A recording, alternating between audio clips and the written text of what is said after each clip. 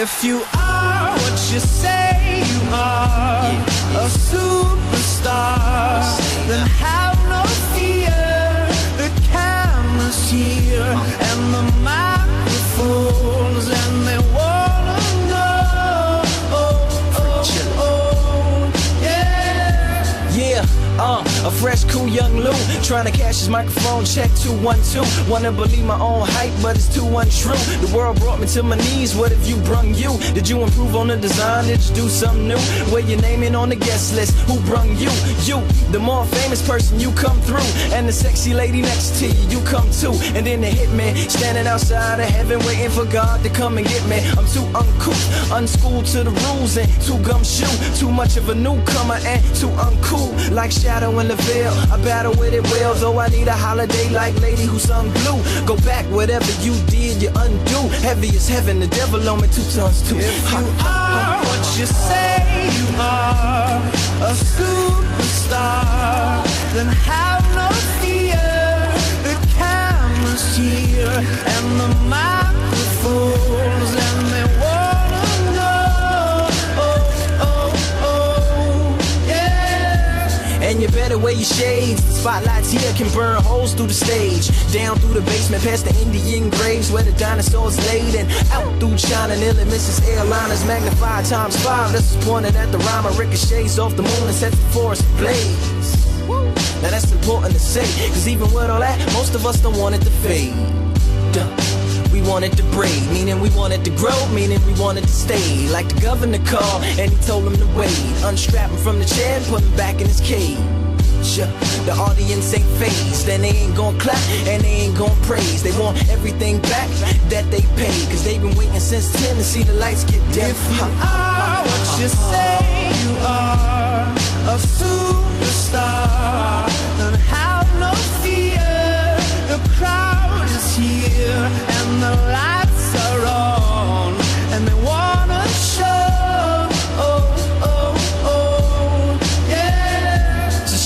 Chauffeur, come and take me away, cause I've been standing in this line for like 5 whole days. Me and security ain't getting along, and when I got to the front, they told me all of the tickets were gone. So just take me home where the mood is mellow, when the roses are thrown, M&M's are yellow, when the light bulbs around my mirror don't flicker. Everybody gets a nice autograph picture, one for you and one for your sister, who had to work tonight but is an avid listener. Every song's a favorite song and mics don't feedback. All the reviewers say you need to go and see that. And everybody claps cause everybody is pleased, and then they all take the stage and start performing for me. Like ha ha ha ha ha, ha ha ha ha ha. If you are what you say you are, a superstar, then have no fear. The camera's here and the microphones, and they wanna know.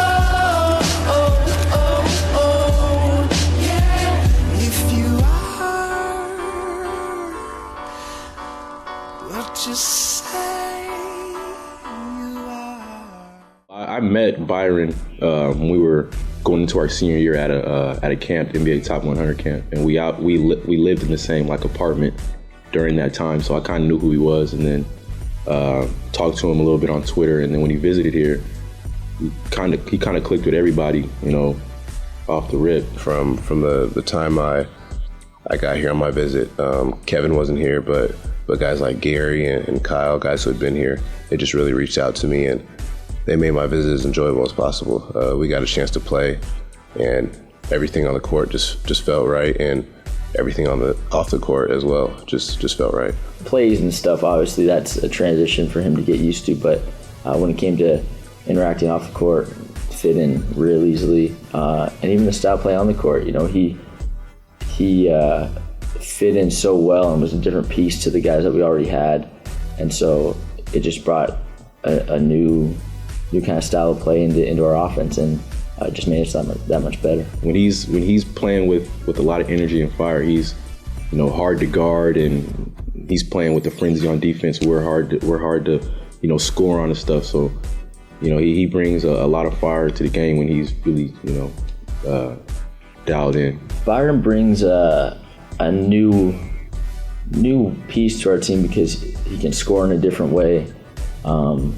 He's a tall guard that can defend. He rebounds, and he brings energy. There's games where I think there was one game where we were pressing, and he just was getting a steal and talking and getting our whole team motivated. And that's a piece that we haven't really had in the past, and solidified that 3 spot. And so he's what made that jump for our team to be special this year. And I think he's going to be a piece that can really help us go far later on in March. I picked up a lot of slang from Byron, because whenever he doesn't like something, he's, I'm asleep on that. And I started using it. I never used it before I met him. I'm asleep on that just basically means, I can't even really describe that. It's just, if you see something and you're asleep on it, you just, you don't really respect it, or you don't really pay attention to it.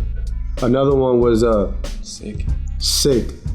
So anytime he sees something like that's not cool or that's not good, he's like, oh, that's sick. When you think of sick, you think somebody has a cold or something, but sick could mean, that's a sick player. Sick could mean you're sick for doing that. Like, why would you do that? Something bad. So he's brought a lot of slang to the team. Say something sick, I mean like it's really cool or it's awesome. Be like, if something's like really cool or crazy, they'll be like, dang, that shot was OD. OD. You're like, yeah, that was OD, son. Just laid Wes back. is a different type of dude, man.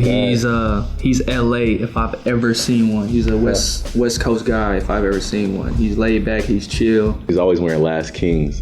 Coach Few always walks up to him. He's always got a hat on that says Last Kings, and Coach Few's like, oh, you're wearing the Last Kings again. Coach Few, he recognized this brand that I always wear called Last Kings, and whenever he sees me out, he always calls it out, and except he always calls it LA Kings, which isn't even the right brand, but it's all good.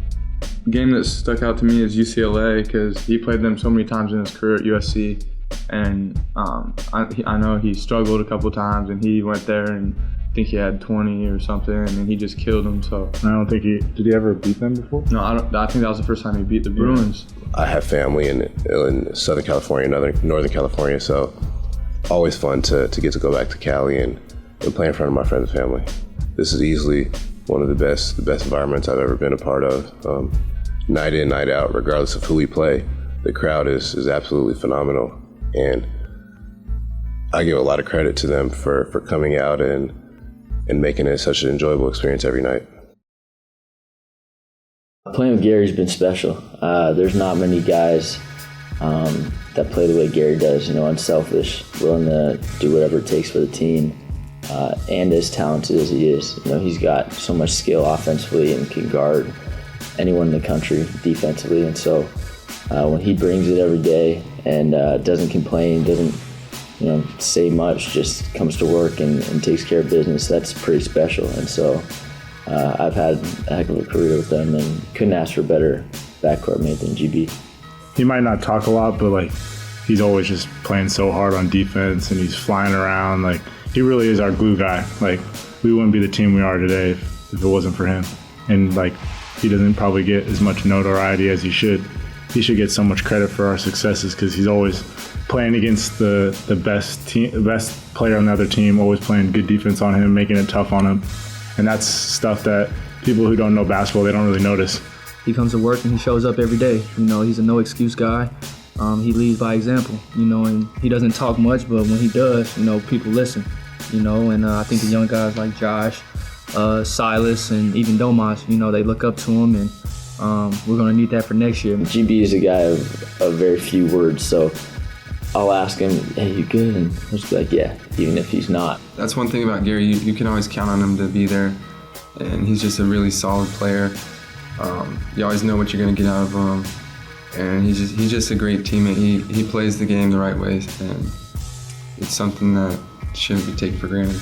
On the court, he's always going to be there. He's always going to be there defensively. He might not put up 20 shots every night, 30 points, He can, but he's selfless. Like Kevin, like I said, these guys are incredible people who you don't run into guys like them every day. I can tell when he's feeling it, where he wants the ball.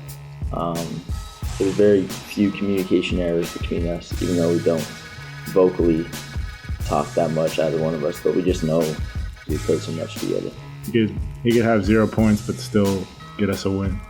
I think what gets us most fired up as being teammates with him is when he makes a crazy play on defense, or like dives on the floor, gets us like that's what gets us going more than a basket or anything else. My sophomore year, we played BYU here in the Kennel, and Tyler Hall's only at 1 point.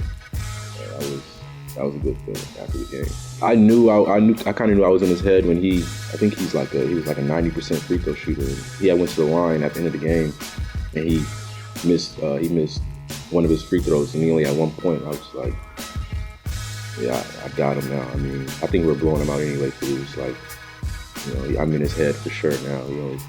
He only had 1 point. Oklahoma State, and I hit, I think Kev passed me the three. Actually passed me the ball, and I hit a three to pretty much kind of seal the game.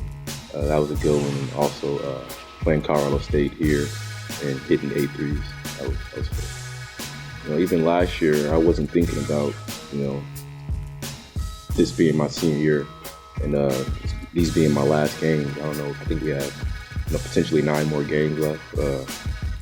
It's a crazy feeling, and like I said, I'm gonna always give 100% when I'm on the court, and that's something I live by. Just playing hard every time.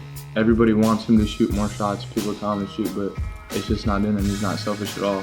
He's fine with taking 2 shots as long as we win, as long as he's holding their best player down. And so we're going to miss him a lot next year, because there's not a lot of guys who come by who are as unselfish as Gabe.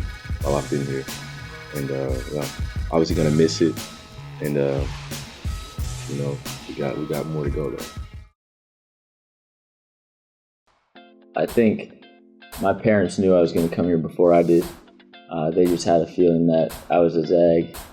And then it just seemed like the right fit. It didn't matter the distance from home or anything like that. It was just the community, the basketball, the family environment. It was made for me, I think. So once I learned about the school, it wasn't a hard decision at all.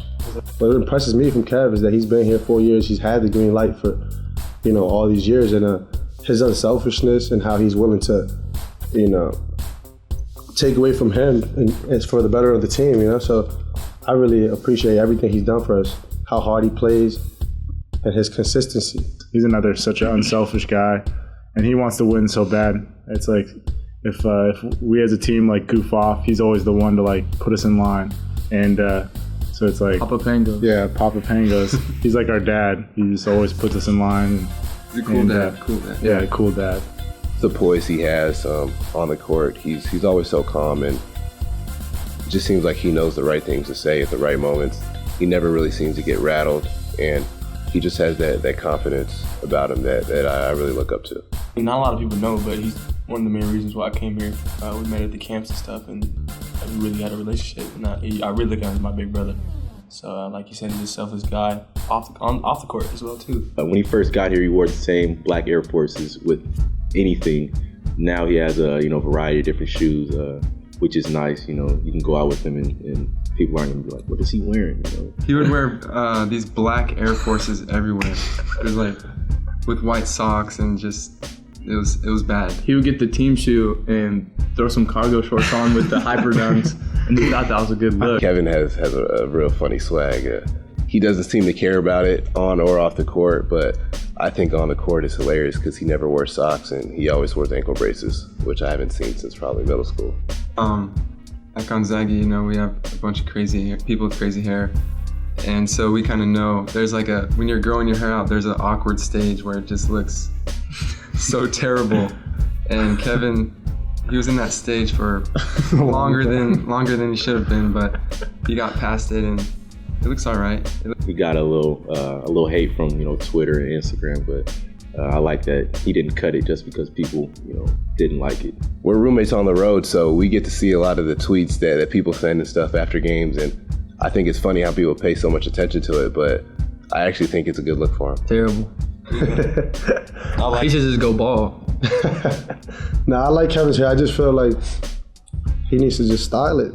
He has so much hair. He has good hair.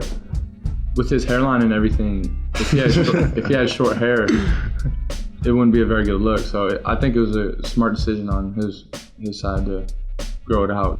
Use a comb and a brush, moisturizer, shampoo, conditioner. I would agree. I like it. Y'all tripping. Me, not being as vocal and Kev's not as vocal either, but he kind of knows when I'm, a little down, or he, what's wrong, man? You good? You good? Let's go pick it up a little bit. Or we have that bond where we can, tell each other, yo, you gotta do this, or you have to do that, and it's helped in 4 years, especially for me, not being as vocal. What separates Gary and Kevin from other great players is, I think Rem mentioned, they're taking less shots, scoring less points, but they're still able to be so effective on the court. And that's definitely kind of what separates the good teams from the great teams. And we have two players who are doing that right now, so it's awesome. When we first got here, we said we wanted to, be one of the best backcourts to ever play here. And I feel like we are now. I mean, we have to go a little further in the tournament than we have in the past, but I feel like we definitely won the most games as a duo. So we have that, but we just, like I said, we have to go a little further. Gonna miss the walking through campus and just the college environment. Everyone is like a family, like I said here. They all treat each other so well, and that's gonna be different. Walking through, whether it's a city I'm in or where I don't know people, something like that. That's gonna be so much different than walking through a campus where everyone knows you and everyone treats you so well. So I'm gonna miss that for sure. Karnowski catches. Here comes a double team. Kicks it out left side. Pangos three. He's got it. Number 289. Wesley to Bell Jr. Three on the break is all net.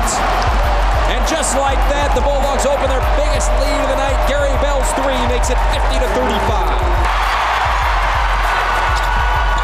Wesley again, and one.